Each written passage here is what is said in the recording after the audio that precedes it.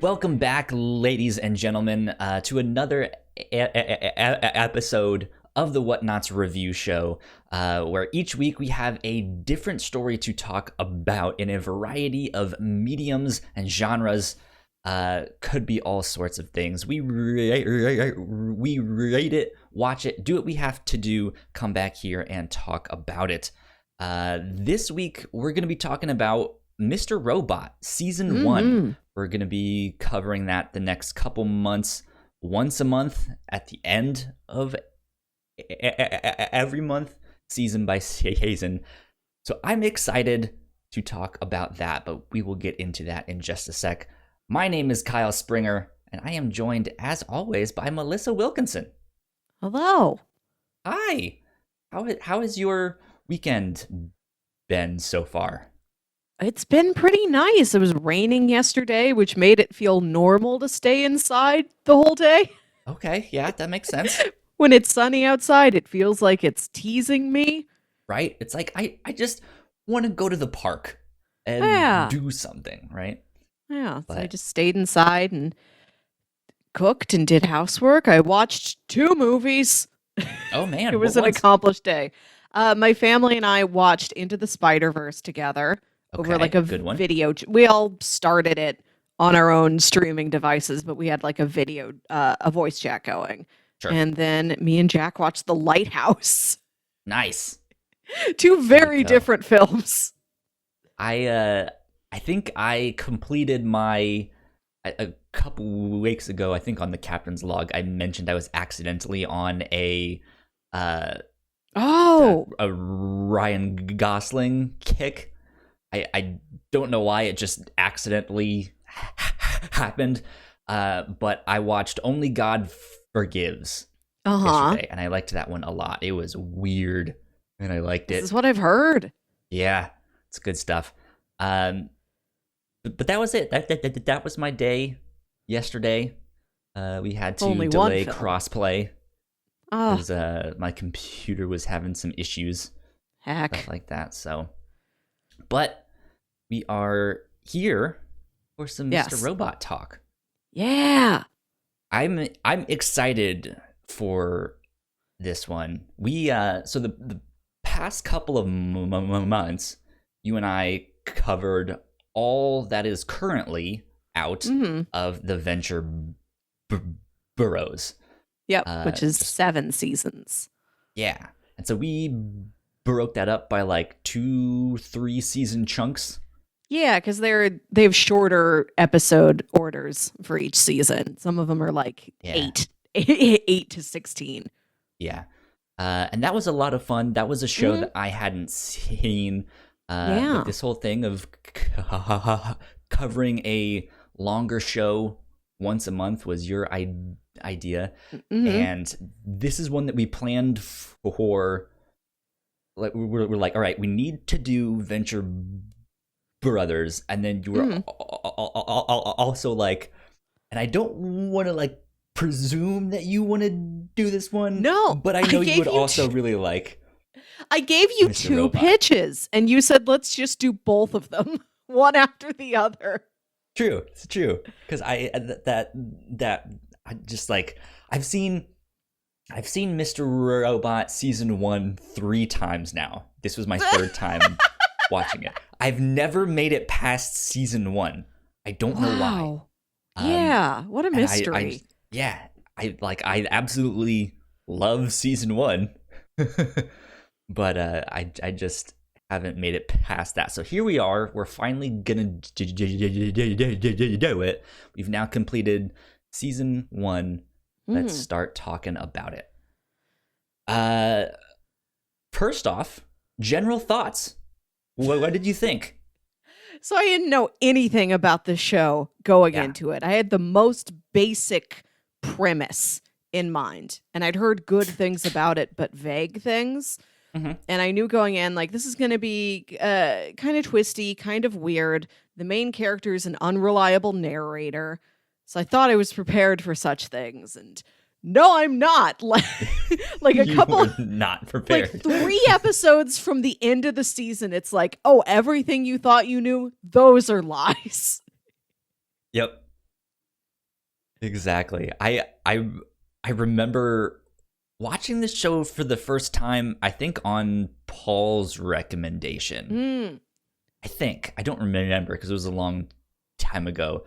But yeah, it was one of those things where I was like, I think you would really like this. It's about hacking and it's like a mystery thriller thing. And I was like, okay, that sounds right up my alley. And I finally checked it out and I was just like, oh, I love this. This is great. This is like the perfect Kyle show. It is. The only thing it's missing, based off your recommendation and Jack's recommendation, the two of you have a similar aesthetic. There's not enough neon lights in for the first season of the show, but maybe it'll get there. She's told me it gets way more aesthetically intense as the show goes on. The show has 4 seasons. It has concluded, and seasons 1 through 3 are on Amazon Prime right now. And hopefully by the time we get to it, season 4 will also be there. It just wrapped up like last year, so it's still pretty fresh. Hopefully we will deal with that when it comes. So yeah, if you guys can't tell, we absolutely loved season 1 so far. Let's do a brief plot synopsis, and then we will get into spoilers and stuff like that afterwards. Oh boy, okay. Plot.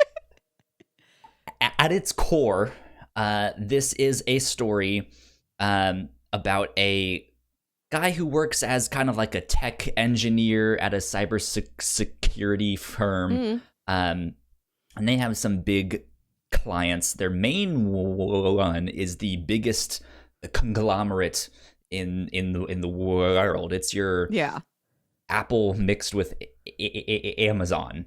And Google. It's like bigger than all of them. It is ever present, and it does everything. Everything from like combined. making the computer equipment to running the banks. This company does. Yeah. And they're the main character. What's his name again? Elliot. I'm 3 times, names, y'all. Look, it happens, okay? So yeah, it follows Elliot. I'm just gonna read the premise here off of Wikipedia because that might help us a bit. The series follows Elliot Alderson, a young man living in New York City who works at the cybersecurity company AllSafe as a cybersecurity engineer. Constantly struggling with social anxiety, dissociative identity disorder, and clinical depression, Elliot's thought process seems heavily influenced by paranoia and delusion. He connects with people by hacking them, which often leads him to act as a cyber vigilante. He is recruited by a mysterious insurrectionary anarchist known as Mr. Robot and joins his team of hacktivists known as F Society. One of their missions is to cancel all consumer debt by destroying the data of one of the largest corporations in the world, E-Corp, which Elliot perceives as Evil Corp, which also happens to be AllSafe's biggest client. So I will say that this show wears its influences proudly on its sleeve. Oh, yeah. It is very obvious about that. If you kind of want to know what it's like, it's a mix of Fight Club, V for Vendetta, and Taxi Driver all mixed into one. And I'd say X-Files if you took out the supernatural stuff and it was just the government conspiracy stuff. Sure. Yeah. Just this idea, that there is kind of this conspiracy going on. There is this evil corporation that is kind of in control of everything and has their fingers in all sorts of pies and stuff like that. So it's really good. I like it. Usually a show like that is that obvious with their influences maybe can sometimes seem childish or like a freshman a freshman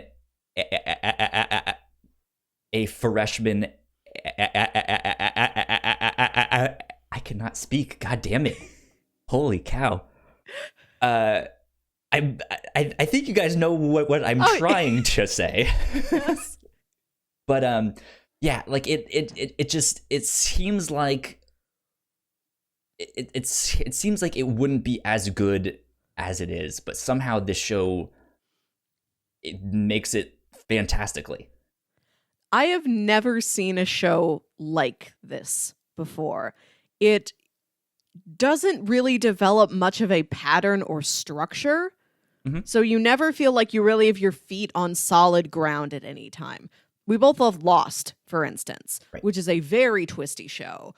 But its twists come from deviating from the patterns it has set up for you.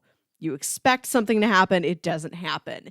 This is so weird and amorphous from the very beginning and doesn't give you a lot of things to hold on to. So you're really lost in the show in a really interesting way. Yeah. Yeah, it's an interesting one for sure. But let's get into a little bit of housekeeping, and then we can dive into spoilers and stuff like that. If you did not know, we have multiple podcasts here at the Whatnauts, which you guys can check out by going to our website, thewhatnauts.com, or looking us up in your favorite podcasting platform of choice. Just type in the Whatnauts, and all of our shows will pop up right there. If you guys like what we do and want to support us, patreon.com/thewhatnauts is where you can do that for as little as $1 a month.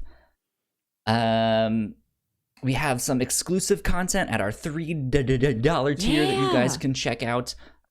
We are going to try and get up one more exclusive episode of the review show here in the near future. We've been the trying captain's something, log. or yeah, for the Unless you planned something and tell me. No, I did not. But we do have some stuff coming down the road, so be on the lookout for that. We also want to give a big thank you to our Patreon supporters at the $5 tier. So thank you, Sam, for helping us out and keeping the mics on. We appreciate that a lot. Thank you. Okay. Spoilers? Yes. Let's get into spoilers. Come on, spoiler graphic. That was chugging along. God, I'm just gonna have to. I've been having computer issues for a long time. Maybe I've been hacked. Who knows? But I think I'm so upset with them right now that I just need to like throw them all away and smash them with a hammer. The scene from Office Space comes in. I need to do all of that. Okay, spoilers. Let's start diving in this show. So yeah, I've seen this 3 times now, and it still gets me with how weird this show is. Like you said, there is no real solid ground that you can kind of ground yourself in, and when you think you have something, then you don't. Right. The first episode, for instance, Elliot is visiting this psychologist, and you wonder, is she going to be in every episode? Is this going to be a framing device where we have at least one discussion with the psychologist every episode? No, she does disappear for like 4 or 5 episodes at a time. Yeah. So even it is devoid of a structure that a show would normally have, of any kind of pattern of like, it's workday and then it's what Elliot does at night with F Society. No, Like, there's nobody you can count on seeing no person or setting that is guaranteed to be in every episode or particular activity or anything. The one thing that I might suggest would be his job. I think the job does make it into every episode, yeah.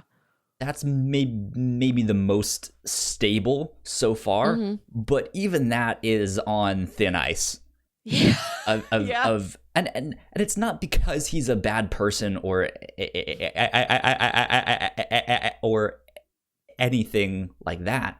It's just that his personality, his mental illnesses are making it tough for him to connect with people, and that rubs people the wrong way at his job, and they don't understand him, and they're just like, he's weird to deal with, and he's difficult, and he's strange, They still like him fine, though. Like, they want to bring, they do not ostracize him. He kind of does that to himself. They want to invite him out to happy hours and dinner parties and things like that. To hopefully, like, help him out and make him feel like, hey, you don't have to be as distant with us here.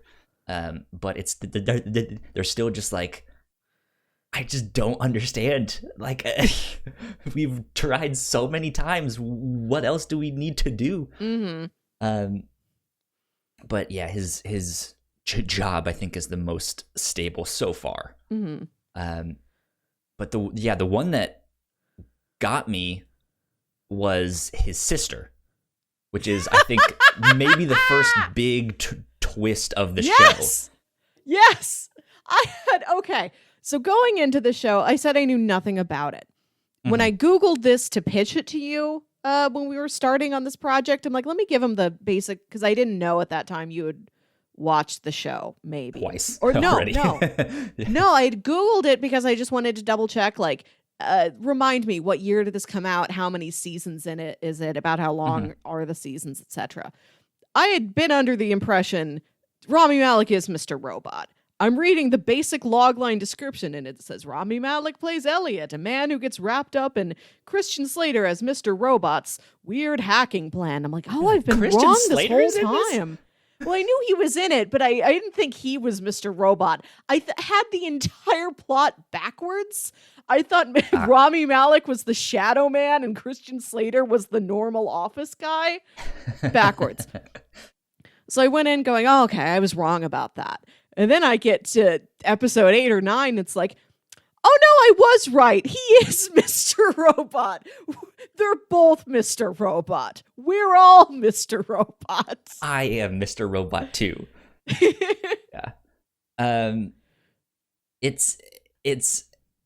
I remember watching that and having that completely catch me off guard, because that's not even something they're really hinting at in the show. Having seen it 3 times now, there's like 1 or 2 very subtle things about it, not about his sister specifically, but just like this idea that we actually don't know who this character is. Right. I'm speaking about Elliot. Like, we actually don't know who he is or anything about his past. And so it does kind of leave this air of mystery around him of like, who is he exactly? And that's really all we get. And this is how the show starts. He's talking to you. He's narrating what he's doing to the audience. And what he says is, I have invented you inside my head just to have somebody to talk to like walk through the steps of all my plans, to monologue to, basically. We're like this mental henchman that lives in his head that he just tells his plans to. So everything we are being told, he has already told us, like, well, I made you guys up. So this is the footing we're already on. Yeah. And we've been told he's an unreliable narrator, which shows itself pretty early. He calls the company he works for, the client company, you know, he works for Allsafe, but they work for E Corp. He calls it Evil Corp.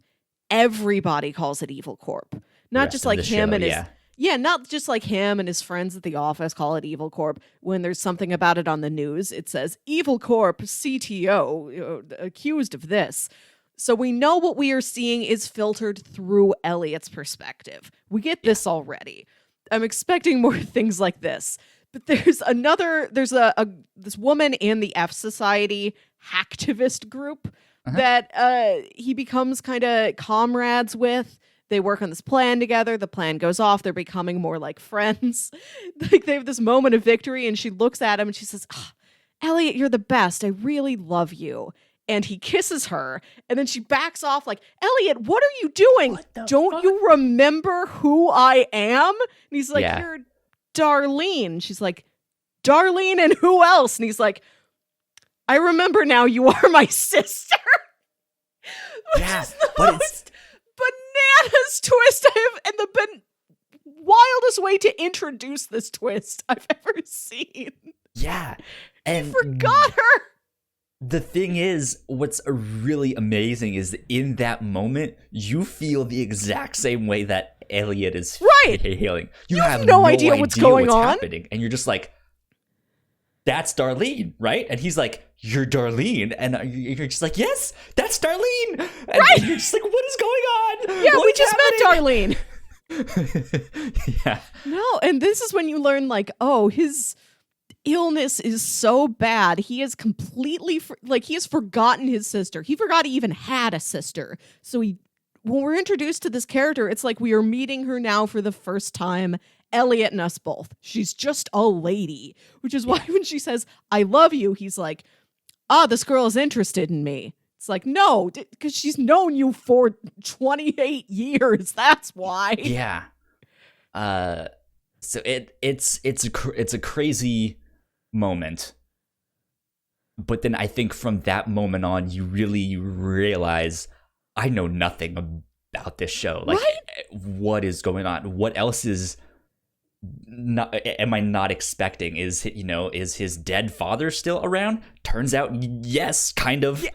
Right, so Elliot does this too. He goes through the same thing. He's like, what do I know about myself? I have to hack myself to look at proof about myself, because if I forgot my sister and thought she was just a lady, what else am I forgetting? And he can't find anything on himself, but he finds this like disc. Because he hacks all the stuff, he collects all this info, deletes it off his computer, puts it on a disc, like for safekeeping. And the discs are all labeled like they're just burned CDs. It's like, yeah, that's just the beat. Dookie. Yeah. Yeah, it's like, that's the White Album. So he finds this disc and he puts it in the computer and he's looking for information about himself, and all he finds is pictures of Mr. Robot, until he gets to a picture of Mr. Robot and him and the woman we have already shown that he remembers is his mom. Yeah. So then he finds out, then he's like, oh, right. Oh, that's my dad. My dad never died at all. He just faked his death, I guess, became Mr. Robot, recruited me. So then for like an episode, this is the assumption you were operating under. And then it flips again, where Darlene and his childhood friend Angela are like, Elliot, who are you talking to? Elliot, there's no one there. And they look and they are at the dad's gravesite, and it's like, oh, okay, the dad really was dead, I guess. Yeah. So far, the dad is really dead. For all we know, yeah. Right? Right. Yeah, and so it's just like those last 3 episodes, you would expect maybe one of those to be a big reveal at the like season finale. No, it's the last 3 episodes where just one after another, the rug is pulled out from underneath all these you. Psychological dominoes. Yeah. Like outside of even the main plot of what's happening, which that itself is also kind of a case of unreliable narrator as well. Like you read it in this Wikipedia description. They want to hack into this giant conglomerate that controls all this financial data, and they want to erase debt. Like if there's no electronic records of debt for anybody, the companies can't like say, yeah, but we remember you owe us $5,000. It's like, you can't prove it anymore. They're free. This is what they want to do. They want to erase debt. So they pull this off. To do in Fight Club. Yeah. Oh, I've never seen Fight Club. That's the plot, but it's like the background plot. Okay, I didn't know what they did in Fight Club besides fight. You need to watch Fight Club. I I feel It's like great. I should just once to like get these references. Yeah, when you watch that and then you think about Mr. Robot, you're gonna be like, yeah. Well, okay. Well, I know Edward Norton invented Brad Pitt, so we've got that going. And I know the movie ends with the Pixies' "Where Is My Mind," and they play a piano version of that song when Elliot shows Tyrell the Mr. Robot headquarters, which was a nice touch. Yeah, yeah. So they do a lot of stuff like that. I mean, if you know the spoiler of Fight Club, which is there's basically only one of them, like one big one. Oh, what a simple story! One right? spoiler. Exactly. But that's the whole thing, that he has invented this other character that is like driving him to do all of these things that seem insane, or it's like, hey, you are actually an anarchist and you are wanting us to do all of this stuff to, you know, erase the debt and start over and stuff like that. And here they are in Mr. Robot, where the main character invents this other character who wants him to do all of these anarchist chaos causing stuff. Yeah. And it's just like, that's what I meant by it wears its influences proudly on its sleeve. What I was saying about the plan to erase debt is that they carry that out at the end of the season. But I don't know if this is me not understanding something or if this is the show only showing you a sliver of what the plan is. They carry it off, but they have destroyed so much stuff in the process. All of these like governmental and technological systems, like everything is in shambles around them.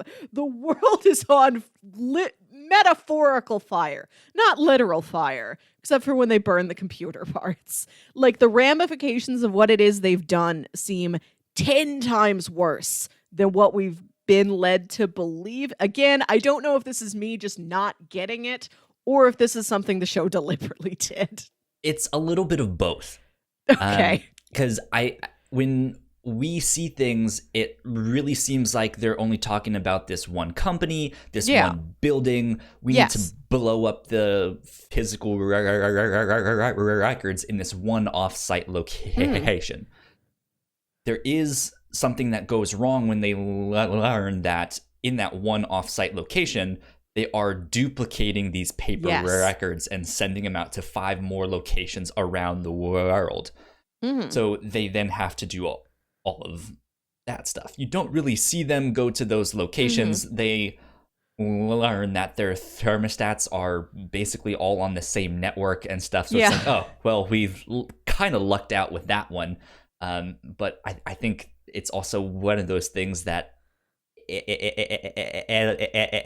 Elliot, in his spare time, in some time that we didn't see, somehow hacked into all of this stuff and made it so that it worked. But it is a thing that, like we said at the top with Able Corp, they're not just Amazon, right? They're not just Google. They also run the banks. They make the computers for all sorts of companies. They do all of that. And so when they blow up these records and all of the like credit institutions go down, there's a lot of people concerned about their money, and so they're wanting to get their money and pull it out at the banks, but the banks know that's not a good thing, and that's causing panic, and there's just this widespread like, we want our money, but we're also thankful that we now no longer have debt and stuff like that. Like, to the average Joe who just doesn't understand all the ins and outs of what just happened, they were like, I just owed the bank $20,000 and now I don't. Hell yeah, F society is amazing. But also my debit card doesn't work and I can't order a pizza. Yeah, but then, I mean, I guess that's one of the sides that we don't see of like, the world will still go on somehow, some way. Yeah. I have 2 chickens, you have pizza. Can we make trade? Right? Like, something like that will happen. Yeah. but that's not really the point of the show to show like how does the world move on from a catastrophe like that.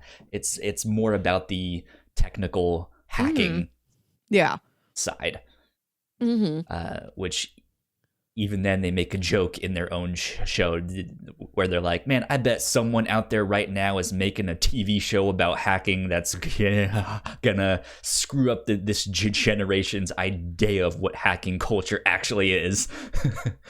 It's like, well, it's this show. Oh, yesterday I was talking to a friend of mine who works at a Best Buy. And she is a coworker at this Best Buy who was like a computer engineer in LA previously and was part of a group that was consulted for the technical aspects of Mr. Robot. There you go. So they did. I don't know, but it looks to me like this seems authentic. It seems like research was done. This does not seem like hacking as it was presented to us in 90s movies. This doesn't feel like the girl in Jurassic Park. Yeah.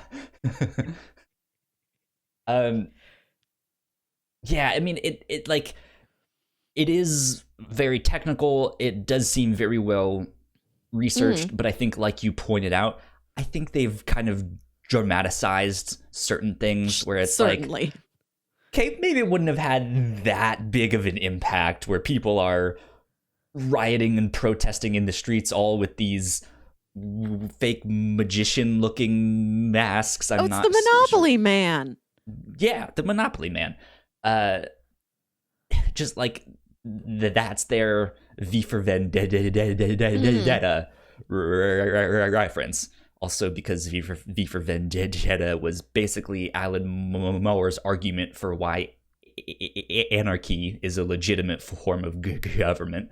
But yeah, it like maybe wouldn't have that dramatic of an effect, right? You know, but it's still just like, oh my God, what did they do? And he's just like, I blacked out for 2 days. What did I do? Why is everything like this? Yeah, I love that he wakes up and like he has done this, but he does not have the memories. Yeah. Like he has to figure out how to get into those memories in his head. And he's like, well, the Mr. Robot persona is gone. What do I do to bring him back? What situations has he arisen in before? It's when I was in danger. How do I put myself in danger like this again? Or like make a terrible choice and make my dad show up and just scold me. Yeah. And then I question my dad, who is myself. What did I do? Where did that guy go? Let's talk about the guy. Okay. I can I just add one more thing go for it. To that? I think we also need to keep in mind God, what's their names? White Rose works for what's the like Chinese like hacker the group? Dark Army? Dark Army, yeah. They couldn't do this hack without their help. And we only know that Dark Army is some like even bigger like dark hacker society, you know, real edgy. And we get to see White Rose once, who I believe is played by B.D. Wong. Yes. And so, we don't know what they did exactly, or if they have some kind of ulterior motive or something. So that's also partly why it's just like, wait, what happened? Why is the world like this? And we don't know yet. Yeah. That's the thing. Okay. You wanted to talk about Mr. Robot himself. Tyrell Wellick. Okay. Who is set up, because this is another part of the last episode of the season, is that the last time Elliot was awake, he was with Tyrell, and now that he's woken up, Tyrell is gone, and nobody knows where he is. And he's like, this guy must have the other piece of the puzzle. I have to track him down. And when the season lets off, he still hasn't yet. The Tyrell Wellick is in the technological division of Evil Corp. And we meet him in the first episode.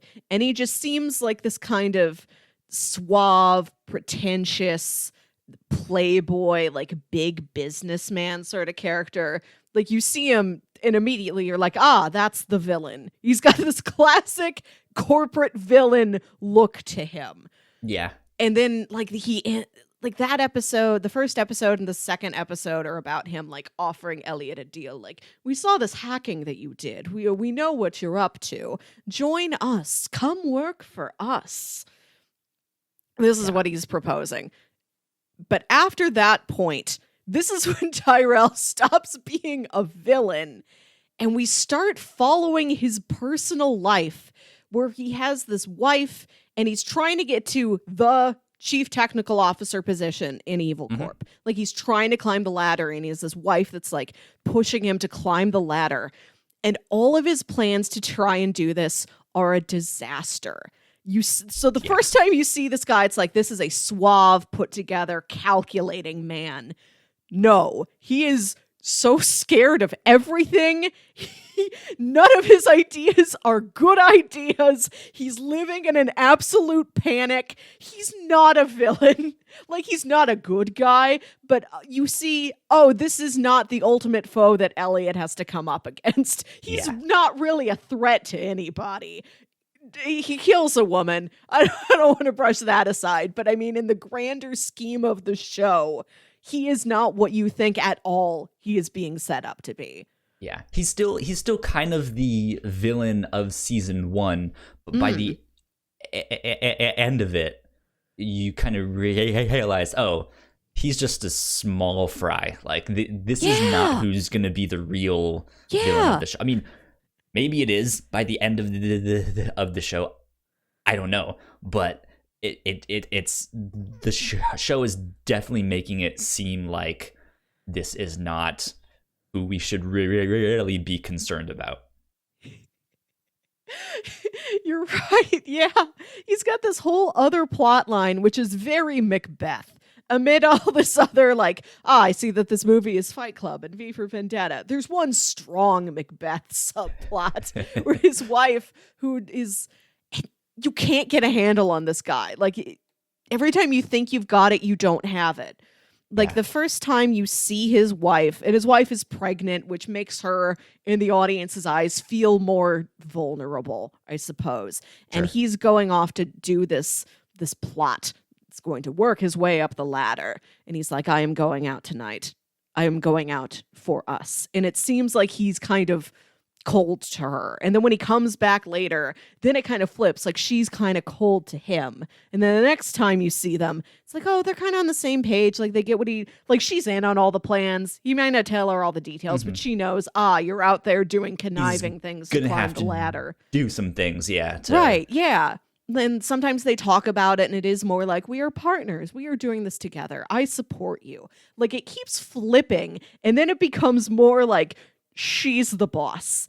And if he fails, she wants him out. She wants nothing to do with this failure of a husband. You're not seeing me or the baby if you can't make CTO. So we have this scene right after she gives birth to their child where she's just like, all right, you can leave. That's it. Like, if you can't get this job, then I don't want to be married to you. And by this point, he's already kind of being like, shit, the things we planned didn't really work out. I'm not making it happen. What do I do next? And he doesn't really know. But the scene that gets me about her, that I'm just like, I cannot read you. I don't know who you are. Is the scene where, I think episode like 8 or 9, when Elliot goes to find Tyrell and is knocking on the door of their apartment. And she walks up with the stroller and is just like, can I help you? And she just has this look about her that she knows. She knows exactly who he is, why he's there, what happened, everything. And she just doesn't mention it and doesn't say a thing. And it's just like, she knows something. She's somehow mixed up in all of this and we just don't know yet. God damn it. This is so good. I love it. And that's who you think Tyrell is supposed to be at the beginning. Tyrell is not any steps ahead of anyone. He's behind the rest of the crowd. He's lost. He can't figure anything out. He's just flailing in the dark. But his wife does know. Even if she isn't sure how to use this information to set herself up to get to these goals, and with Tyrell out of the picture, it's fuzzy what her next goal would be if they're so focused on make Tyrell the CTO. If she wants him gone, what is her next move? What is her next goal that she wants? But yeah, you can tell she knows a lot, and she is far more powerful and capable than he is. But she just sends him out this... God, what do you even do? Tyrell is the weirdest character. So he has to, one thing that's interesting to me about him is that you would look at him and think this guy is a sleazebag. You would imagine such a thing from this this big business, kind of like cocktail sipping fella in his sharp pressed suit, dropping French into half his conversations. That may be what you expect out of the guy. And he has these sexual acts as parts of his plan, but you can tell he does not enjoy any of them. Not even just the fact that, he sleeps with a male secretary of one of the higher-ups to, get into that guy's phone and, link to another phone. And you can tell, that's not his orientation. That isn't what he typically does, but he does it for the business reasons of things. Beyond that, his wife is you should seduce the wife of the guy who took the position you were supposed to have. Use her to get to him. You can tell he does not enjoy it. He does not like it. He's putting on an act. That woman is kind of calling his bluff back at him. She's what are you going to do? And he this is where his plan falls apart. You can tell he was she can just see his plan a mile away. He's oh, you're trying to seduce me to get back at my husband who just got the job that you obviously wanted. Yeah. What are you, a child? Right. She's what a dumb plan. Yeah. And they do start making out. They are also on a roof, I should mention. He's he's meet me up on the roof, in half an hour while they're at this big cocktail reception for this guy getting a promotion. And they do start making out up there. So she is kind of intrigued, kind of calling his bluff. Are you really going, if I take a step forward, are you going to take a step forward? And what's your plan here? If I go along with this, what am I going to learn about you that then I can take back to my husband? Can you believe Tyrell did this? Yeah. So they start making out, and then he chokes her. Yeah. And the next...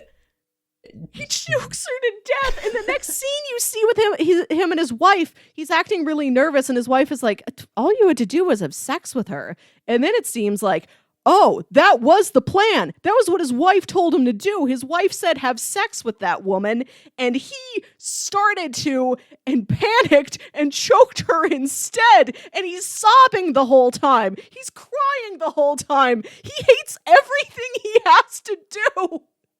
It's terrible. And then and then the cops show up and they're just this woman was just murdered last night at this party, and she's just fuck.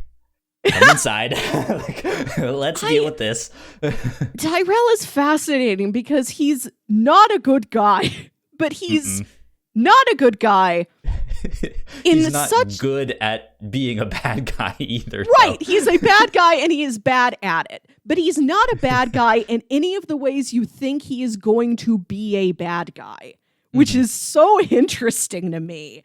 You would expect him to have this sort of, he's not aggressive. He yells at people, but he yells at people out of this, fear. Yeah. He has no aggression. He's... think about Birds of Prey. We saw Birds of Prey earlier this year. That villain, Great the film. Ewan McGregor It. villain. Yeah. He's got a legitimate aggression to him and this sexual edge to him, which is bad news. He's more of a conventional bad guy. Those are bad guy things you may expect from this type of a figure. And Tyrell is going through the motions of all these things, but with no emotion behind it. He's just doing what he feels like he is supposed to do. He seems turned on by nothing. even the scene, like he comes home and his wife is like laying on the bed in this bondage gear. And he's like, really? Tonight? He's like, I'm kind of tired. And she's like, nope, do it tonight. Go get this equipment out of the closet. We're doing this. Yeah. He seems to not enjoy any of it. Yeah, she's bossing him around in that position too, where she's the one tied up and she's just like, come on, is that all you got? Like tighter. Yeah. Yeah. Tighter, harder, faster. Come on. What are you doing? Right? I just love that you think he's this thing and he's not at all. He's going through the motions of being that thing, but like has no emotional connection to it, doesn't like to do it. He's so uncomfortable with everything. And I've not seen an antagonist character quite like him. And again, he's not good. I'm not rooting for Tyrell, but whenever he's on screen, I'm like, oh, what's he gonna do now? And what's his face gonna look like when he has to do it? Yeah, he's an interesting character to watch. I do. Here's another character who, to me, right now is not as interesting, but I want to know more about is his father. Who is the original? The original Mr. Edward Robot. Alderson, I think is the name on the tombstone. Yeah.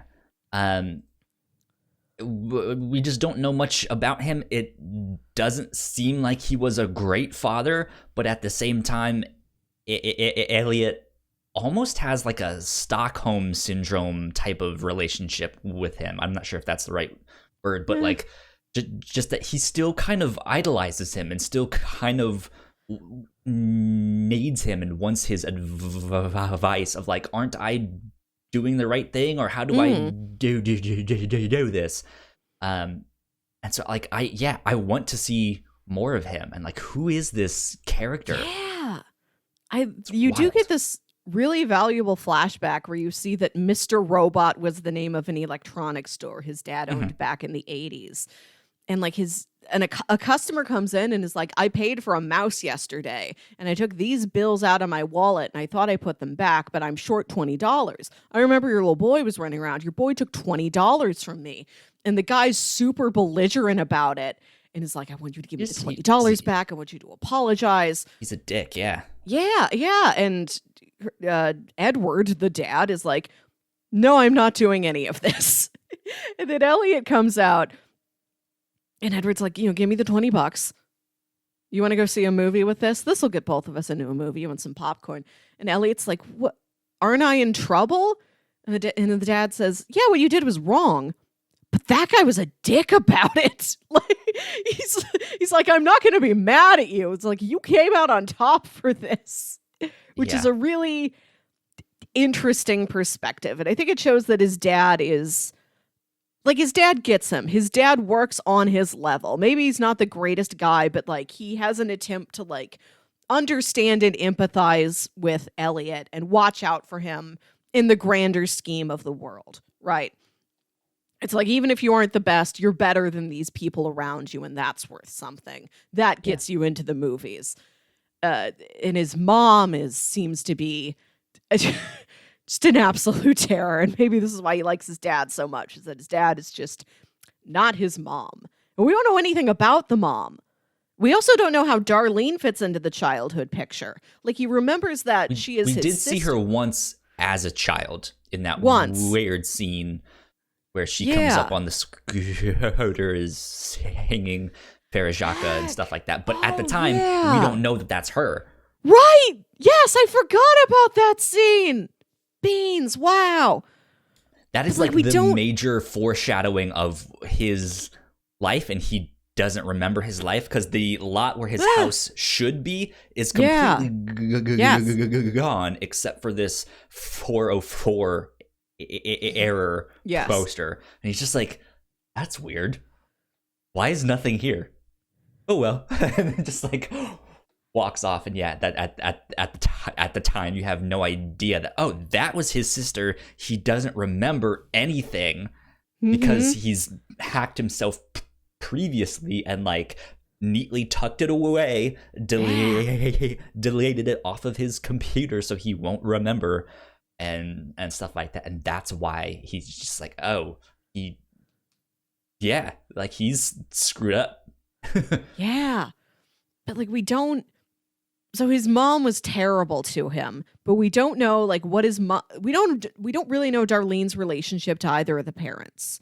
Right. Like we don't know how, if like it was also like mom was terrible to me and I really like dad. Was it different? We don't know where the mom is. I don't think it's clear if she like is still alive or where she lives.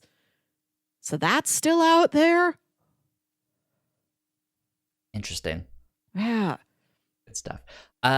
Did you have a favorite character in F Society? In F Society. I really liked Trenton. Okay.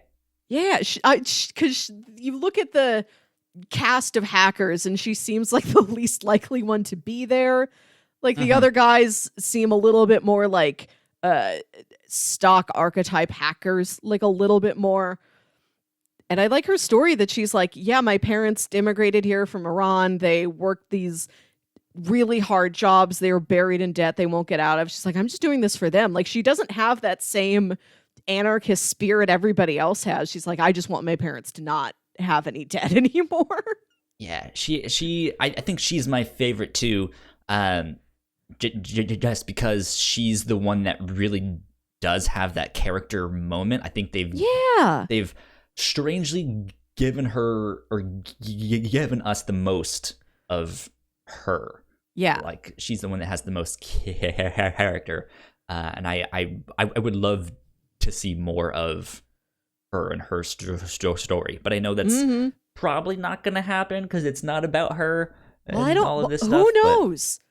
Yeah, who knows who the story is about? We don't know, indeed. Here's someone we haven't talked about really. Let's talk about Angela. I love Angela. Angela's a really interesting character, and I think she's eventually going to play a huge role in I mean, she already is, but I think she doesn't know Elliot's hacking and that he's behind all of this. I mean, she knows that he is a hacker just because they grew up together. Yeah. But she doesn't know that he's behind all of this F Society stuff. No. And she also has a connection to Elliot because their parents both died in a previous like work-related accident at Evil Corp, and that's why F Society is trying to take them down, kind of. But then she has this like weird turn of character where she's fighting Evil Corp in her own way, and then gets offered a job the same way that Elliot did, basically, and she takes it. Yeah, she at first says like, "No, fuck you," but she eventually takes it, and she can just immediately see everything going wrong. But I think she's also smart enough to know, like she's not dumb for taking the job, or she's not just like, oh well, I give up. Like she's not rolling over. Yeah, right? She's there, but she doesn't understand it, and that's why she's there. She's like, I need to understand why you guys offered me this job, because it doesn't make sense. Something is wrong here. Something is messed up. And she, I guess it was the CEO she was talking to, and she was like, let me ask you a question. Like, why me? Why am I really here? And he gives some like flowery answer. It's like, that's not what I'm looking for. Why am I really here? And he just, like, in that moment, he also seems like, oh, you're someone who's really evil. Like, you know a lot more about all of this too. Because she's like, the whole world is panicking right now because there was just this huge hack and all of this. and you're perfectly calm. Mm-hmm. You seem happy. You're fine. Why? Like, I don't understand it. There's something else here. And so I think she's somehow going to help figure it out, or be their inside man for F society, whether she knows it or not. Mm-hmm. But I would like to see more of her because she's an interesting character too. Yeah, I really like Angela. She's such a normal lady. Yeah. I like how many characters in the show, for as weird as the show is, there's a lot of people that are just people. Like they're just a normal person. And like the second you're introduced to Angela, Elliot's narrating it and he's like, this is my childhood friend Angela. Oh, like I saw her and I'm like, she looks like the grown-up version of a childhood friend. Yes. Oh, like she looks kind of like a girl I knew when I was 7 years old. It's like you take to her really immediately. She seems like a nice, well-rounded, down-to-earth person who gets wrapped up in all of this. And I like that she is as scared as the situation demands and as steely and brave as the situation demands. Right. Like, she's really well metered. Like, I like when she goes to Terry Colby's house the first time and is so freaked out she doesn't say a word. And then, like, the second time they meet, she's more trepidatious at first, but, like, she puts him in his place by the end of the conversation. Like, when she gets pushed to a certain point, she rises to that occasion. And this is why she takes this job. Terry Colby offers her the job and he's like, look, I see what you're out here trying to do. Look at what you've done fighting from the outside. He's like, I kind of want to see what you do fighting from the inside. And she's like, yeah, so do I. Yeah. So she wants to get in. She wants to tear it down from the inside out. And that happens narratively at such an interesting point because this is after Tyrell has been fired. Right. This is like when his story, because his storyline is separate from most of everything else for a while. But this is kind of where it crosses over. And for a second, you're like, what? Is Angela the new Tyrell? Could Angela be the new Tyrell? Yeah, is could she somehow flip and end up being a bad guy and being on their side somehow, some way? Just hitting like the professional level that he was at. Like she's the new assistant CTO and could become the new CTO. Right, yeah. Like she's got the tech background. Who knows what Angela could do? She's a smart girl, that's for sure. She's the character I think you are rooting for the most when you watch the show. Yeah. I'd say so. She has the best motives. And like, I know Elliot is the protagonist, but you don't always necessarily want to see Elliot carry out everything he's trying to do. But right. Angela, it's like, I can, for the most part, well, except, and she's got her gray moments too. Like when she's being blackmailed, her and her family, she takes that corrupted disk and she puts it in the computer at work because she's like, I'm not letting these things happen. You know, I'm not letting this private information about me be leaked online. I'm not going to let them like go after my dad. She's so protective of her dad. Her dad is great for the little bits that we see him, just like a chill, normal dad, which is such a nice breath of fresh air in this series. Yeah, and she, gardening in his little vest. She also kind of wants to look out for her dad. She's already lost her mom to Evil Corp, and she's now recently figured out that her dad is deeply in debt to Evil Corp on the house and banks or who knows what. But there's a lot of stuff that she absolutely hates them, and so she's like wanting this inside perspective, kind of because she's confused of just like I don't understand what is happening here. Yeah. So interesting stuff. Yeah, I'm excited to see where she goes. And one of the things she does when she gets to Evil Corp, and she's not actually in the technological division, she's in the PR division, which is interesting. I'm wondering how she got there specifically when they know what her engineering background is. That she's helping this higher up, like president of the company, while he's giving this like live on camera interview after this giant financial disaster. and he takes a gun out of his briefcase and he shoots himself live on the air, and she like kind of sees what he's doing and tries to stop him and can't do it in time. And this introduces a scene where she's got blood all over her shoes, and the CEO is like, he hands her like $300 and is like, you know, go get yourself some new shoes. And then she goes to get the new shoes, and the shoe salesman is like, I can't believe you work for that company. Yeah, he was a dick. Right? And she's like, I don't care. Like, I'm going back to work. Just get me the shoes. I want the Pradas, please.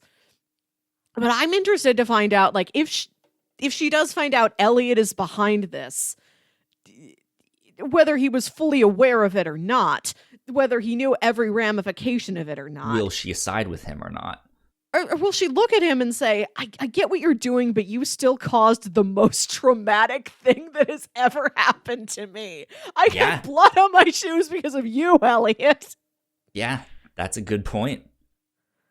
Good point indeed. So you've probably noticed me looking over at my laptop a whole bunch while you were talking here. What are you hacking? I'm trying to figure out. I've already hacked them. We just didn't know it. No, I've been trying to find the name of the like Shayla's drug dealing drug dealer guy. I don't remember his name. Vera? Might be Vera. I saw it in here somewhere. Whatever his name is, he's an interesting character too that I think is going to come back in a big way. He's still out there. He's still out there. We know that he has gotten hooked up with some interesting people, which is partly how he was able to escape, but also partly why he now thinks he can take down Elliot. So I'm wondering if he somehow met up with someone who's in the Dark Army, who's in jail. Yeah. Or like he met someone that knows someone that knows someone, right? You know, because he was a scary guy too, and then he just disappears like halfway through the season, and you're just like, okay, we're moving on. That storyline with Shayla and the drug dealers felt the most like a normal storyline that would be in another TV show. It feels the most conventional out of anything that I think happened this season. Yeah. And I like Shayla. Shayla was really charming. I love that she was so excited to be a waitress. Like after the drug dealing thing falls through, she's not like, well, I guess I'll be a waitress. She's like, I'm going to try waitressing. Like she's kind of enthusiastic about it. I'm actually kind of good at this. Right? Like I really appreciated Shayla and that she was pretty upbeat. You can tell she was always like trying to reach out to Elliot. She liked to quilt. That's so wholesome. Yeah. I was sad to see her go, but I know with the way this show is set up, this definitely will not be the last we see of her. Like she's going to come back as a hallucination at some point for sure. Potentially, yeah. That would be a way to bring her back. Because technically, we didn't see her in the trunk. No, we saw her for like one shot at the end of that thing. Really? I thought he opened it up and it just like showed his face and that was it. No, and then there's more to it. And like it's awful that she died, but like the death reveal itself is a really interesting scene because like Shayla's been taken. Okay, Farrah and his associates took Shayla away. Yeah, and like they're supposedly like holding her hostage somewhere while Elliot does this deal to like hack him out of the prison. And then when they have their rendezvous and Vero, is it Vero? Am I right? Did you find his name yet? Vera. His name is Fernando Vera. Okay. And like when they have their rendezvous at the end, when Farrah gets out, he's like, Shayla was with you the whole time. And she has been in the trunk of the car that like the henchman has been driving Elliot around in. And you see him pop the trunk, which is like a very effective twist that I was not thinking about, that she was there the whole time. Again, not good, but narratively strong. So he pops the trunk and you just see like a shot of her legs lying still. And you just see Elliot like kind of like back away and like just sort of put his head in his hands, and like everything slows down and the camera kind of spins around and you're like, I think I know what's going on, but we have no confirmation of this yet. And then the camera does kind of spin around one last time, and then you do see Shayla lying in the trunk like covered in blood. Okay. So that is maybe I had just hit the like go to next episode. No, you do see her there. And to know that Elliot has blocked out so many major parts of his life, it's interesting looking back at that scene. Like, are we seeing... And he talks about it later. Like in the next episode, he's like, it's been a month since Shayla died. But the way the camera kind of like moves away and like floats, and we get like the briefest glimpse of Shayla, and then we just like retreat into like Elliot trying to like come to his senses. It's almost like you are seeing him puts up his hood and walks away, right, and like, just try to disassociate himself from that in the moment, and he hasn't done it. So who knows if like next season he's like he has blocked her out, and somebody's like, remember Shayla? And he's like, no, oh, kind of now, yeah. Yeah. Like this will be another situation where like he meets her in his mind and he's like, who's this new woman who I've never met before? Exactly. Let's see. What else? Do you want to talk about the aesthetics of the show? Sure. We've been talking about narrative things. The music is killer. Yeah. The score itself, and also the needle drops. Like, I really like in like episode 2 or 3, there's a scene where Elliot is imagining what if he just went along with everything and he had a happy, normal life. And he's like walking around his Starbucks. And yeah, he's drinking a Starbucks and it's playing Lynn's Steal My Sunshine. Steal My Sunshine. Yeah, the music hits really well. And Jack was telling me that like as the show goes on and it gets a bigger budget and it can pay for more licensing, like these get better, which I'm very excited for. Interesting. Yeah. Yeah, the first season was fantastic, so I'm sure in the next coming seasons it will be like, okay, budget increase. Yeah. That'll be good. Yeah, I like that. I like the kind of opposite thing that they do too, where music is also kind of used to suffocate you. In a sense, it's used to drown out everything else. Like, I mean, I'm thinking kind of how you just said there was the moment when he opened the trunk and saw Shayla inside there. It's like that, but he's like in just he things are getting so loud that he doesn't know what to do or how to cope, and then all of a sudden it will stop and someone will say something. Like that happened when he woke up in Tyrell Wellick's car and was like, I don't know how long I've been here. It's been a couple days. And then he goes to his house and the music is so loud. And then we see Tyrell's wife with the baby carriage walk up. And immediately when she says something, the music just cuts out. And it's like normal neighborhood. Yeah. I want to take half a second and say, this is a baby carriage she is pushing the baby around in. This is not a stroller. This thing looks like it's from 1895. Sure, yeah. It's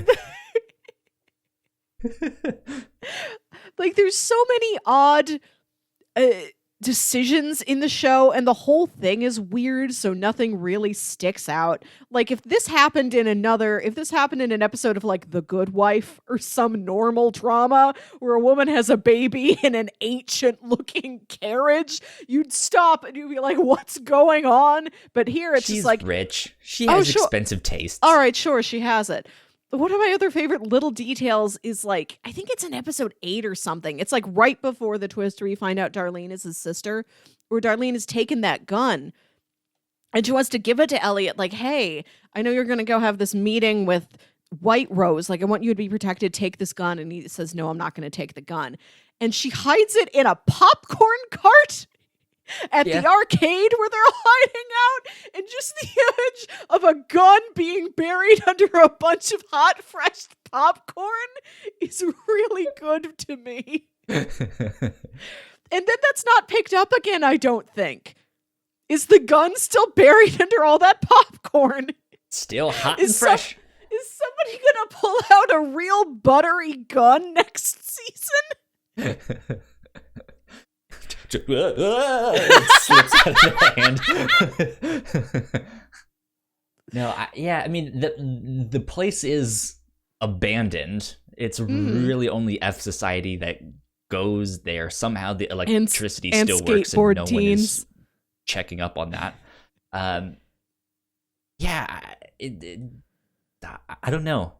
But yeah, all of that goes to say I really like what they do with the music and how it is a way to connect you to this idea of like suffocation and drowning and just there's too much going on, and then boom, it stops and it's just like, oh, back to reality.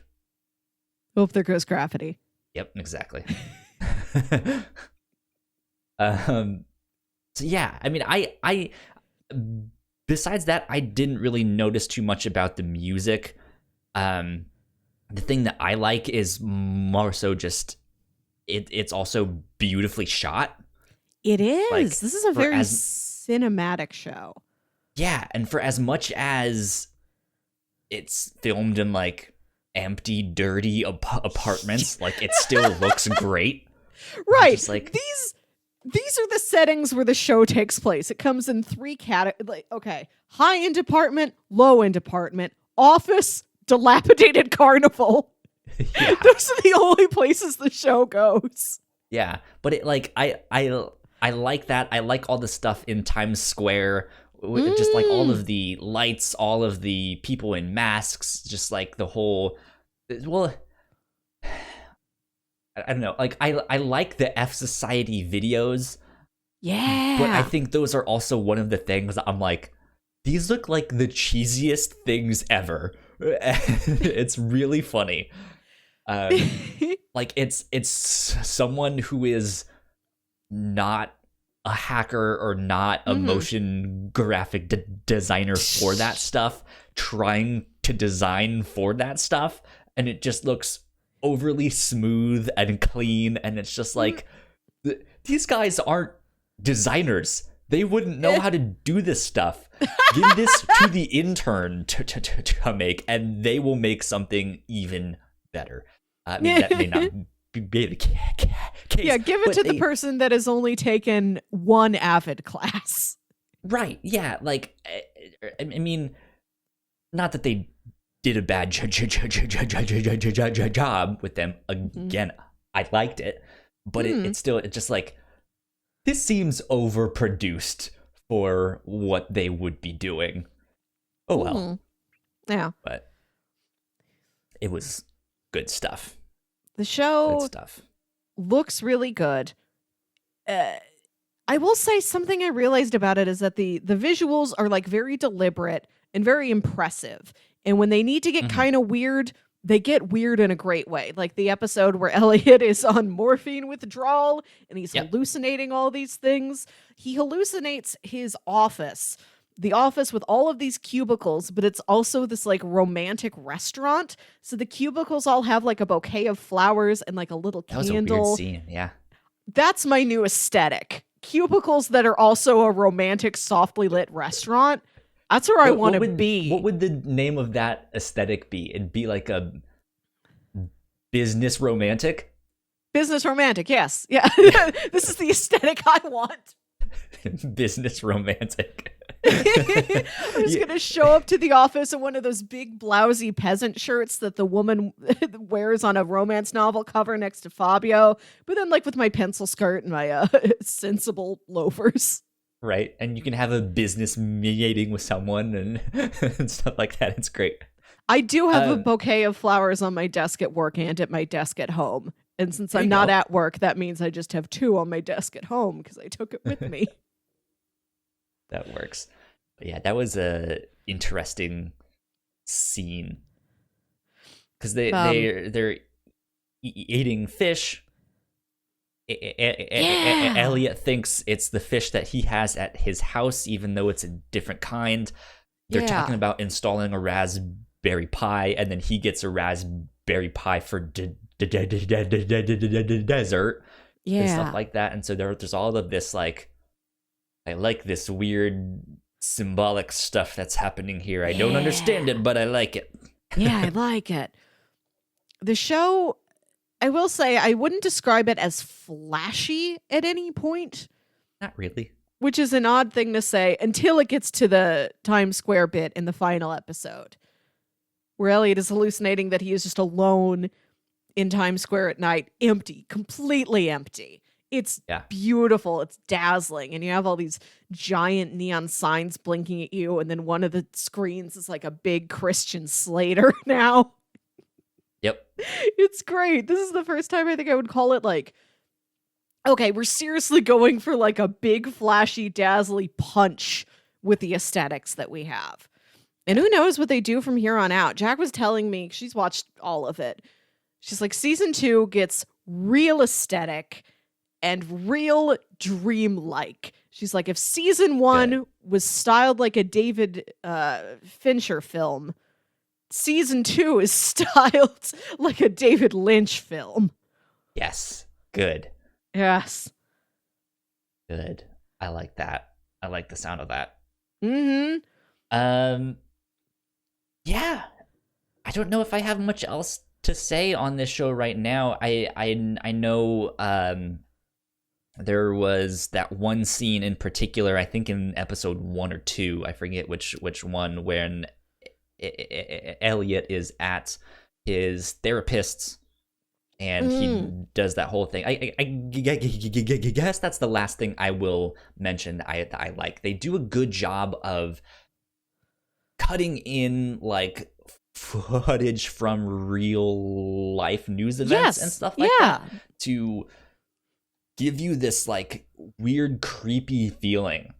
But he has this one scene, I believe in episode 1, when he's talking to his therapist just about all of this stuff that these major corporations do and what they're trying to make you think and all of that stuff. And that I think is a great way to open up the show. Like, this is the mission statement. This is everything we are against here at this show. And I just remember that show being really impactful, and having watched it 3 times now, it's still just like, that's a great scene. Holy moly, that is awesome. This show really knows what it wants to do and pulls it off. And it operates very differently than other shows I've seen. Like I said earlier, it doesn't really have any structure you can hold on to. This is such an awkward show on purpose. Like, there's so many scenes where a character is like nervously yelling at another character and the other character just like stares at them open-mouthed and doesn't know what to say. Like, it's so like, the show is not clumsy, but so many of the things that the characters do are clumsy on purpose, which is neat. And like I was saying earlier with Tyrell, like, even when it's like, this is a bad guy doing uncomfortable things, it's interesting because it's not any of the variants of bad guy doing uncomfortable things that you are prepared for. So it's like, oh, this is new. this is fresh. I'm kind of intrigued by this. It makes it like a little bit more palatable because you're just like, oh, these are actually turning out to be pleasant-ish surprises just because they're different. Yeah, true. Good stuff. Yeah, As I said, I love season 1 of this show. It's fantastic. Finally, now comes season 2. Now I can watch season 2. I have Melissa's permission to watch season 2. Well, 3 times you've watched season 1, and now we finally get to season. It's like you had to complete a ritual. Well, when I watched it the first time, there was only one season out. So yeah, I was all caught up. And then I think it was in the middle of season 3 or something is when I was like, you know what? I should start catching up. But it's been so long, I should probably just watch season 1 again. And then I watched season 1 again. And then I think I just got distracted and was like, oh, a new season of The Flash. You know, a new season of Riverdale or something, you know? So I watched that stuff and then just never got back to it. But I am excited. Kyle, I have a question for you. Yes. As we start to close things out. Where would you put an F Society hideout? Where would I put an F Society hideout? A dilapidated amusement park is a great it's hard one. To beat. It is. I would... What about like a dilapidated Circuit City? Like, dilapidated Best Buy. An old Circuit City is a really good idea. Or a Radio Shack. I think that closed recently enough that you can still find ones that haven't been replaced yet. Let's buy up an old Blockbuster and put one in there. I thought about this, and I think I would put mine in... there's a movie theater I used to go to all the time, look forward to returning to. It's this huge, like, it's 16 screen mega theater or something. And it's got like a little arcade in the corner on the first floor, as many theaters do. But you can see that there's like this second floor where they had intended to put a bigger arcade and just, I guess, ran out of budget or something. Yeah, there's like stairs leading up there, but the stairs are blocked off. You can see the second floor and you can see where the prize counter would be. And it's in this little alcove and it's kind of dark. You can see that there's like a desk back there, or not a desk, but like, the big, this is where we keep all of our plastic rings and stickers and slinkies and things on like the lit up glass. And up there's a neon sign that says redemption. Great. And nothing is lit up except for that neon sign. It's weirdly poignant. I don't know why they've never done anything else up there, but I'm kind of glad they haven't. So I would hide out behind that prize counter. Is the theater still operational though, besides that top it's layer? A bustling theater. Yeah, they just never filled in that second floor. You can just look. Weird. You can see up there. I don't know if there's ever been. I would just get up there. What are you guys doing with that sign up there? That redemption sign. You guys want to hand that over? Yeah. I wanted to stay there unless, God forbid, the theater closes, and then I do want to take it home. Right. Be like, hey, I want that sign. Mm-hmm. No. Where else would I put one? You reminded me because we have a movie theater here in Richmond called the Bird Theater, and it's like the old style, like theatrical like stage thing with the big red curtain and stuff like that. And I think they used to do it every Saturday. I don't know if they still do, but they have some guy playing this instrument. I don't know what it's called. It's not a piano. It's not an organ. It's one of those strange like all-in-one things where he can like hit the keys and pull levers and stuff, and he would still play that every Saturday night. So something like that is like to operatic. What movie? They did like old movies that were just out of the theaters. Okay. So it was like really cheap. Yeah, you Like can a go second see. run? So you could see this guy play like a big preposterous vaudeville instrument to like Yeah. Hobbs and Shaw? He wouldn't play it to the movie. He would play it Oh. before. Odd. This would be like, and next up with Maria Menounos, here is. I thought he was playing it to the movie. He'd be like, God, like you gotta get there next year and see him play the James Bond theme. No, he had his own set, and that would be like the pre-show entertainment. Wow. But that style building with like really low lights and a big red curtain and like big ornate decorations and stuff like that would be really fun. Or some like secret underground subway station thing. Like you have to go down the tracks and enter in one of the like the maintenance shafts. Something like that would be neat. Anyways, do we want to do what we did for Venture Brothers? Is recommend stuff at the start here and then recommend stuff at the end when we finish the show? Sure, that sounds good. Okay. Well, what would you recommend to people who liked this? What else should they check out? I mean this sincerely. Watch the Night at the Museum films where Rami Malek plays a mummy. He's very good. I'm just here to tell you, I watched all those movies again last year. Don't write them off. They are still very charming. Okay. All right. So I would say those.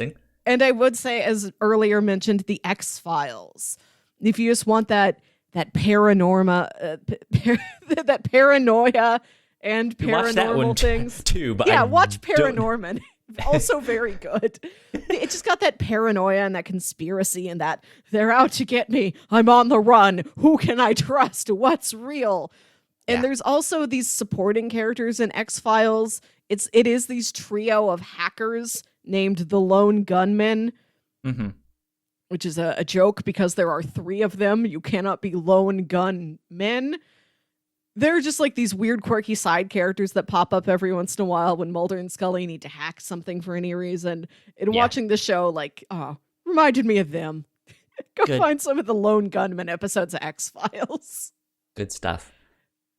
Let's see. Well, there's the obvious ones that are the inspirations for this. Go watch Fight Club. Go watch V for Vendetta. I recently just watched Taxi Driver because I knew we were going to be re-watching this and I had never seen it. So I was like, I know this is an influence. I should go watch it. It's a Scorsese film. Yes. So it is a very good film. It is a very depressing, very tough to swallow film.